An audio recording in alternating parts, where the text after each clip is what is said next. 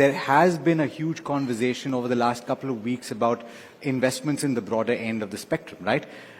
How much of this is managing expectations? Because Nilesh, I saw a post on social media that you put out, and you spoke about the fact that it's not necessarily a question about the amount of products, because ultimately if you liken it to the restaurant industry, then restaurants keep introducing new dishes. You don't necessarily go out and try every one.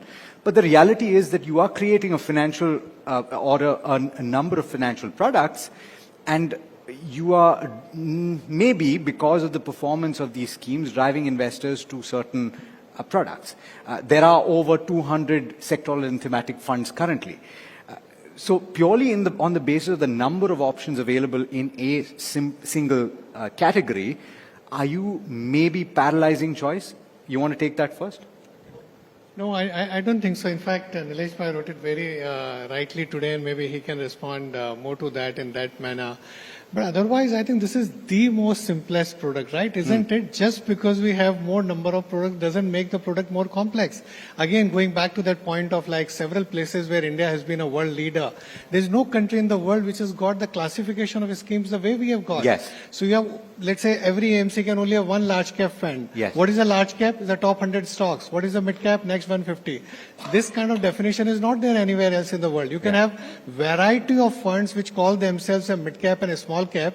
In US, somebody will call a small cap as 1 billion, somebody will call 5 billion, somebody will call a 10 billion. Universe will be very different. You see several kinds of products in US. Everybody uses S&P 500 as a benchmark. It doesn't happen in India. Benchmarks are like, they are uniform, they are comparable.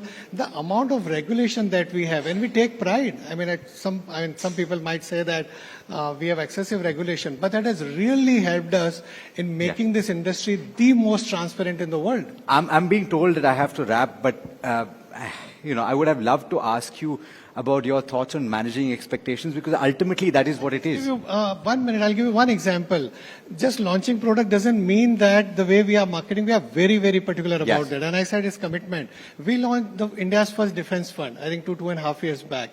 And we could clearly see that the way stocks have run, the expectations may get set where investors may have challenges going forward. We said we'll only take SIP, and then we completely stopped even the SIPs because investors were saying that fund has delivered whatever 80%. Next year it will deliver a fraction, even then it's okay. We said no, not really. You got returns which have got kind of like front loaded.